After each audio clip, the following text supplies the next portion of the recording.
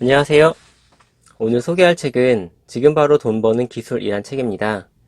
이 책은 김정환 님이 지으셨어요. 이름만 들으면 아마 모르실 건데 창업 다마고치 님이세요. 저도 사실 모르고 빌렸거든요.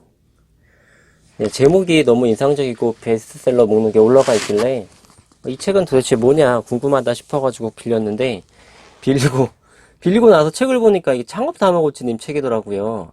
이게 그래서 처음에는 사실 괜히 빌렸다라는 생각을 좀 했어요. 왜냐면 저는 저도 이제 창업 다모치님 그 채널을 많이 봤었거든요. 보고 나도 스마트 스토어 한번 해볼까라는 생각을 좀 했었어요. 그러다가 저는 어차피 좀 하는 일이 있으니까 이게 직장인처럼 시간이 정해진 일이 아니라 정말 거의 하루에 14시간씩 일을 하다 보니까 정말 틈이 없더라고요.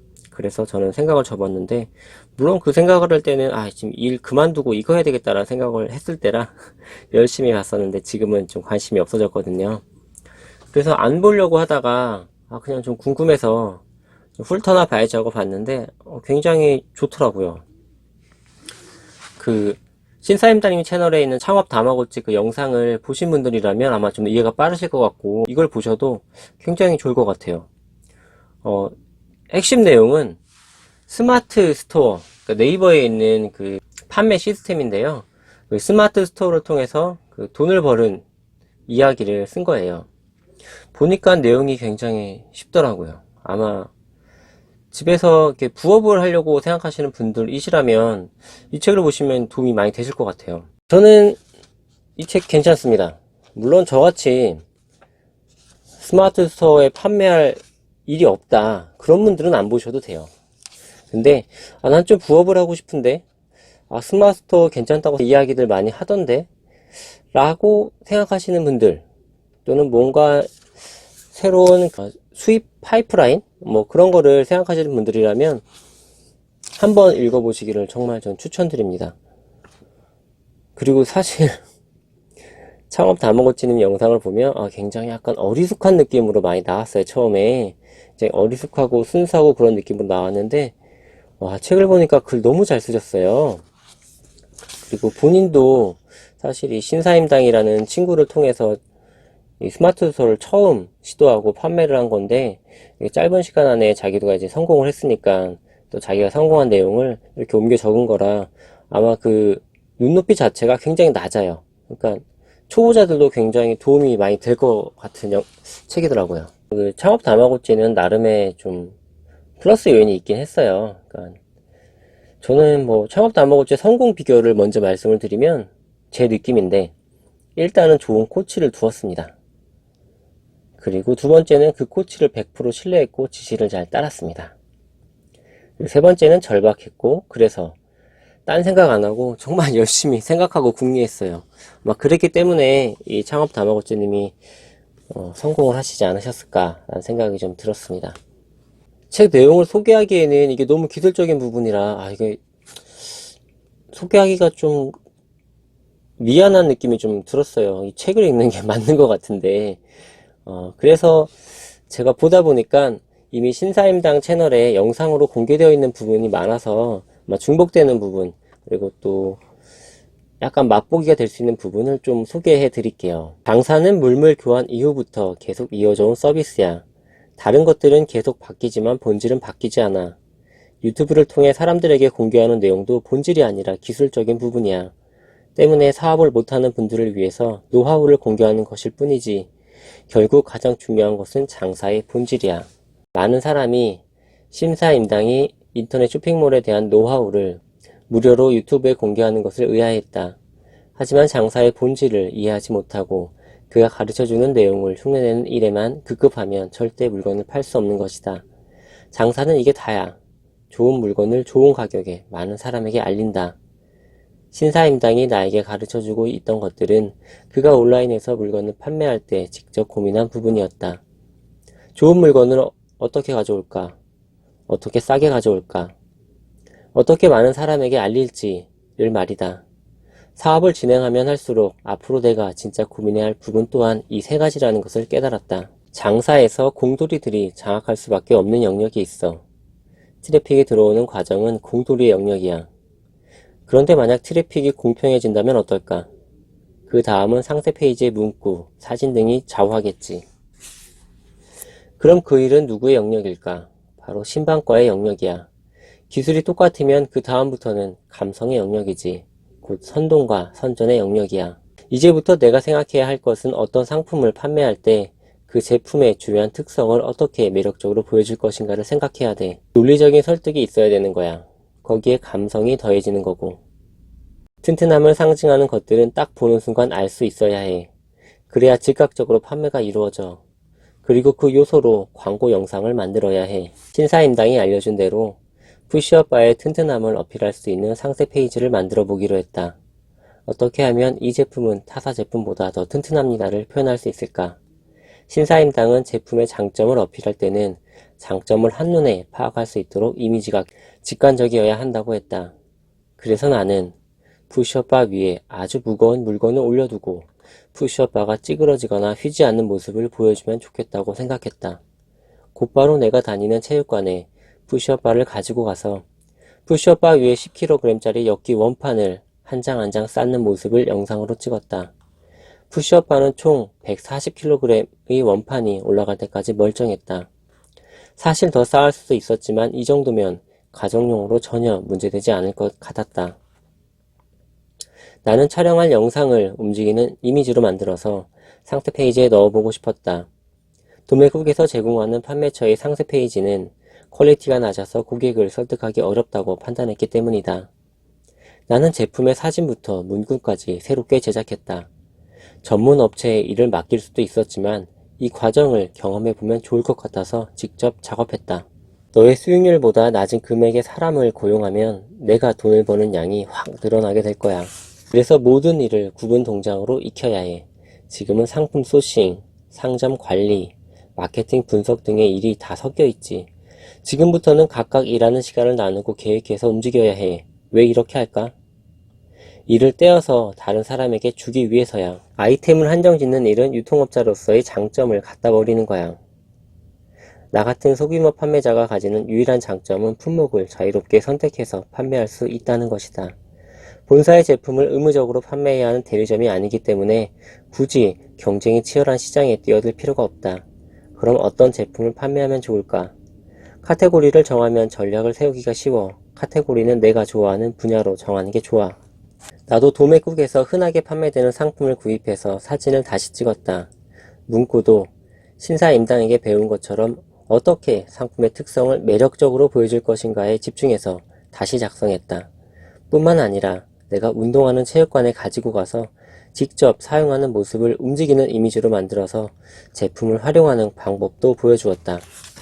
신사임당이 가르쳐준 아르바이트생 잘 뽑는 노하우. 첫째, 면접 볼 때 지각하는 사람은 뽑지 마라. 면접 볼 때 한 달에 몇 번 지각할 것 같으세요? 라고 묻는다.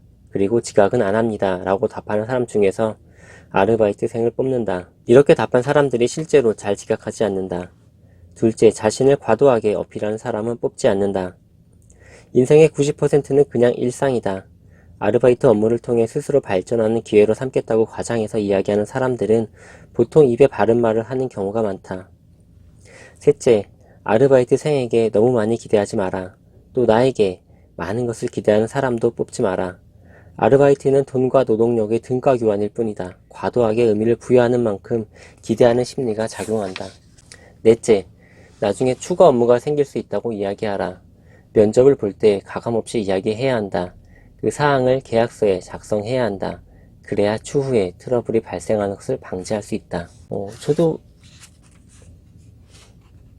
아르바이트생을 많이 뽑아왔는데 이런 기준이 있으니까 참 좋은 것 같네요.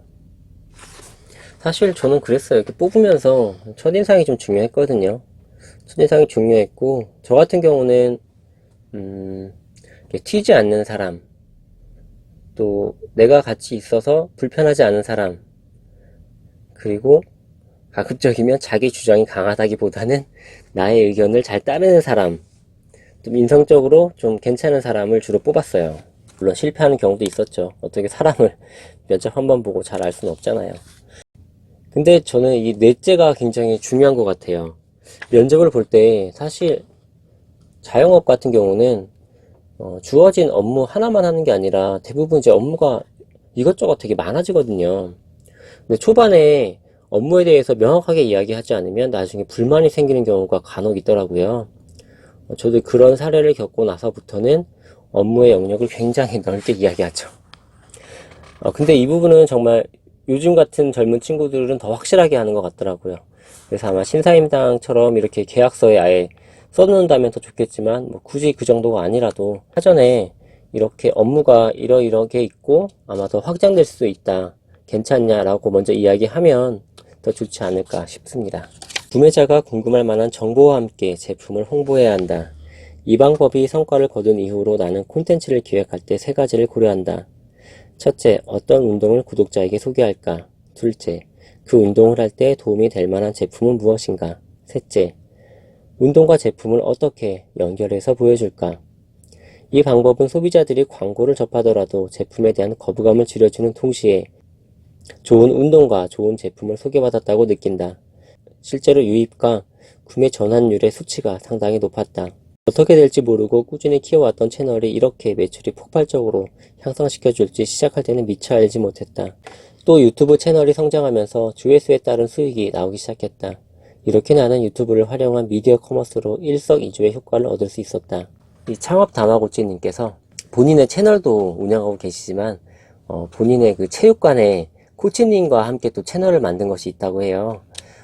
그 채널이 처음에는 지지부진했는데 지금은 뭐 20만 이상의 채널이 됐다고 합니다. 그래서 그 채널에 이렇게 광고를 통해서 자신이 판매하는 상품을 판매하고 계시다고 해요. 나의 유튜브 광고 수익은 2019년 7, 8월 기준으로 약 7, 800만원 정도가 나오고 있다. 나 혼자 만드는 채널이 아니기 때문에 출연자와 배분하기는 하지만 웬만한 회사원이 받는 월급 이상으로 유튜브에서 수익을 얻고 있다. 더 무서운 사실은 유튜브에 영상을 한번 올리면 조회수가 꾸준히 발생한다는 점이다. 물론 업로드가 오래된 영상들은 시간이 지남에 따라 노출 빈도가 점점 낮아지지만 채널만 잘 운영하면 과거에 올린 영상들도 사람들에게 계속해서 노출할 수 있다. 돈 없이 마케팅하는 최고의 방법이다. 이렇게 되면 1차적으로 광고 수익이 계속 발생한다는 장점이 있다. 하지만 무엇보다 영상에 노출한 제품을 계속 홍보할 수 있다는 게 가장 큰 장점이다. 즉 제품을 광고하는 효과를 계속 유지할 수 있다. 게다가 이렇게 외부 링크에서 유입되어 판매가 이루어지면 스마트 스토어에서 연동 수수료, 판매 금액의 2%가 발생하지 않는다. 페이스북이나 인스타그램 같은 SNS 마케팅은 예산만 집행하면 즉각적으로 광고를 노출할 수 있다. 하지만 나의 광고 페이지를 계속 노출하려면 지속적으로 돈이 들어간다. 반면에 유튜브는 돈을 쓰지 않고도 계속 광고할 수 있다. 돈을 쓰기는커녕 광고 수익을 받기까지 한다. 돈을 받으면서 광고할 수 있는 것이다. 이 세상에 돈을 주는 광고 플랫폼이 또 있을까? 물론 구독자와 조회수가 어느 정도 뒷받침되어야 발생하는 효과다. 그래서 유튜브에서 마케팅을 진행할 때는 호흡을 길게 가져가야 한다. 당장 돈을 때려 넣어서 광고 효과를 얻겠다고 급하게 마음먹으면 지속적으로 콘텐츠를 만들 수 없다. 생각하는 시간을 확보하고 돈 버는 시스템을 구축하라. 사업을 하면 할수록 생각하는 시간을 확보하는 일이 얼마나 중요한지 그 중요성에 대해 생각하지 않을 수 없다. 신사임당이 언젠가 한 번은 이렇게 말했다. 나는 생각하는 날과 행동하는 날이 나누어져 있어. 보통 주말에 생각을 해. 책을 보거나 계획을 세우거나 말이지. 그리고 평일에는 주말에 계획한 일을 거침없이 실행해. 그렇게 구분해서 행동하지 않으면 모두 다 뒤죽박죽 되어버리니까. 저도 신사임당님의 이 영상을 봤거든요. 굉장히 인상적이었어요. 오늘과 내일이 똑같고 내일과 모레가 똑같은 이유가 사실 생각하지 않기 때문에 계속 똑같은 일을 반복적으로 하기 때문에 계속 똑같은 거라고 생각을 하거든요. 성공하는 사람들은 대부분 생각을 많이 하시더라고요. 근데 그걸 책으로만 봤지 이렇게 말하는 사람을 처음 만났어요. 유튜브에서. 그래서 저는 이 말을 굉장히 인상적으로 기억하고 있거든요. 근데 이 똑같은 내용이, 똑같은 말이 이 책에서 또 나오니까 또 굉장히 새롭고 반갑네요. 요즘에 보면 그 신사임당님 그 소개로 스마트 스토어를 하는 분들이 굉장히 많이 늘어난 것 같아요. 또 자기가 스마트 스토어로 돈을 벌었다는 영상들도 유튜브에 굉장히 많이 지고 있고요. 그래서 아마 그런 영상을 보셔도 되지만 저는 이 책 한번 읽어보시면 그 스마트 스토어에서 판매하는데 많은 도움이 되실 거라 생각을 합니다. 오늘 영상 잘 들어주셔서 너무나 감사합니다. 다음에 또 뵙겠습니다.